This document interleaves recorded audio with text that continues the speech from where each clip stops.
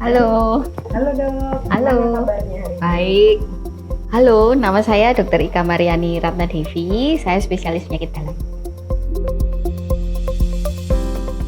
Saya praktek di Rumah Sakit William Booth dan Mitra Keluarga Kenjeran Surabaya.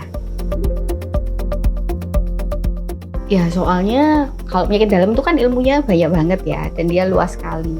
Jadi menyenangkan sih, maksudnya ketemu sama pasien yang variety-nya banyak, kasusnya banyak. Jadi ilmunya sangat sangat luas lah. Sudah 10 tahun lebih, udah lama sih.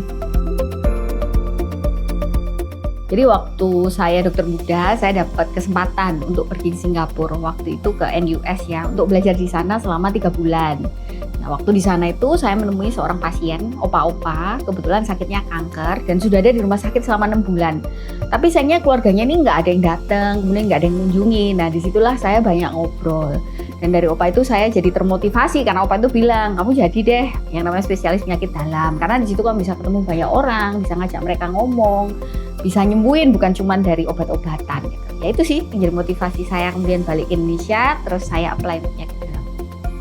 Ayo masuk ke dalam. Jadi kasus DBD sampai sekarang sebetulnya masih banyak di Indonesia. Apalagi kalau sudah yang namanya musim hujan, itu biasanya kasusnya semakin bertambah gitu. Dan itu paling banyak ditemukan di polipenyakit dalam. Biasanya karena pasien DBD itu mengalami kondisi di mana trombositnya menjadi berkurang. Itu yang pertama. Yang kedua, karena ada kebocoran dari pembuluh darah. Nah, pada saat terjadi kebocoran pembuluh darah ini, yang namanya cairan plasma itu akan keluar. Dan itu bisa mengakibatkan yang namanya shock. Bisa terjadi kondisi di mana plasma itu leakage, jadi plasmanya itu keluar dari pembuluh darah mengakibatkan cairan itu numpuk. Jadi kalau numpuk di paru terjadi efusi pleura, kalau numpuknya di perut bisa mengakibatkan terjadinya asites. Dan pada kondisi yang parah bisa terjadi dengue shock syndrome. Jadi kondisi di mana seseorang mengalami shock. Jadi dengue shock syndrome ini merupakan fase ketiga maupun keempat daripada demam berdarah di mana terjadi penurunan tekanan darah secara drastis di bawah normal. Jadi bisa terjadi penurunan tekanan darah di bawah 90/60 dan mengakibatkan berbagai macam komplikasi pada segala macam organ. Nah, jadi kalau sudah sampai terjadi shock, biasanya pertama terjadi penurunan kesadaran. Pasien menjadi kehilangan kesadaran. Yang kedua, bisa mengakibatkan nadi itu menjadi lemah.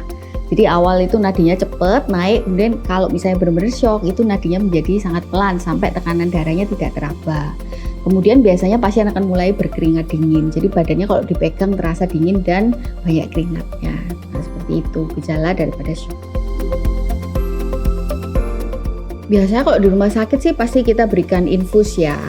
Jadi yang terapi pertama daripada demam berdarah ini kan nggak ada obatnya sebetulnya ya. Kita berikan infus, kemudian yang lainnya adalah terapi suportif. Terapi suportif itu maksudnya penunjang. Jadi kalau misalnya mual ya kita kasihkan obat mual, demam diberikan obat demam.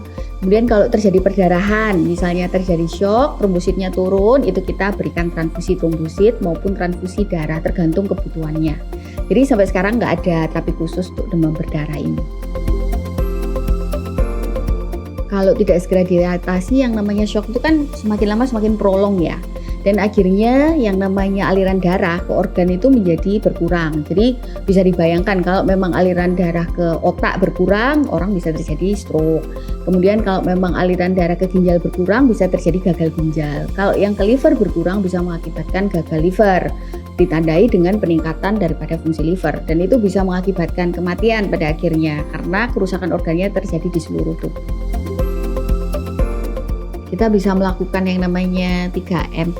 Jadi mulai dari menguras, kemudian menutup dan mendaur ulang. Jadi kita menguras tempat-tempat yang banyak airnya. Kemudian ditutup dan didaur ulang supaya nggak bisa ada pertumbuhan jentik berikutnya ya.